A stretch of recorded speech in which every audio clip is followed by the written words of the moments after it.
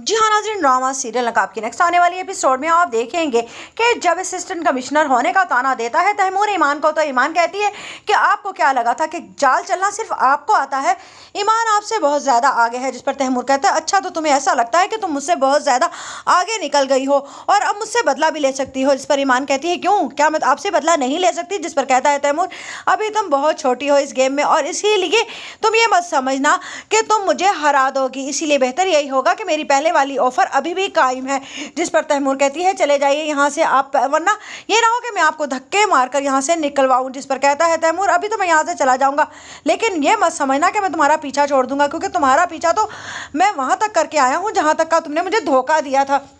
जिस पर ईमान को समझ आ जाती है कि यकीनन साकिब ने इसे कहीं और का कह दिया था, तभी तो मैं इतने दिन आराम से अपनी ज़िंदगी गुजार सकी। उधर आप देखेंगे कि ज़ारा कहती है तैमूर से कि आपको क्या लगा था कि ईमान एक कमज़ोर लड़की है, अब वो ताकतवर बनकर सामने आ गई है, इसीलिए आप ज़रा डर कर रहिए, क्योंकि ये ना हो कि सबके सामने वो आपका चेहरा ही बेनकाब कर दे। जिस पर तैमूर कहता है क्या मतलब? जिस पर ज़ारा कहती है आपको क्या लगता है कि मुझे आपके बारे में कुछ मालूम नहीं है?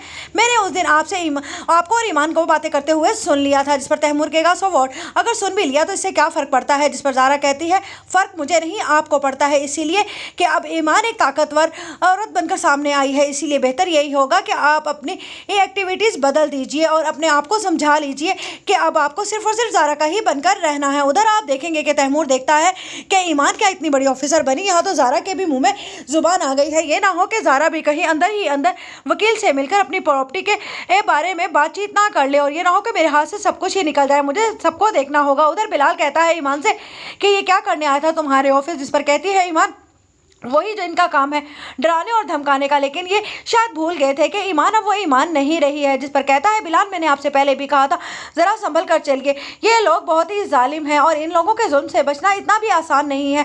जिस पर कहती है ईमान लेकिन जब आप जैसा मोहसिन उसके पीछे खड़ा हो तो उसे डरने की कोई ज़रूरत नहीं। जिस पर बिलाल हंसने लगता है और कहता है आप भी अपने मोहसिनों को तस्लीम करती हैं? जिस पर कहती है ईमान मुझसे बहुत बड़ी गलती होगी जो मैंने आपको पहचानने में देर कर दी, बस इसी बात की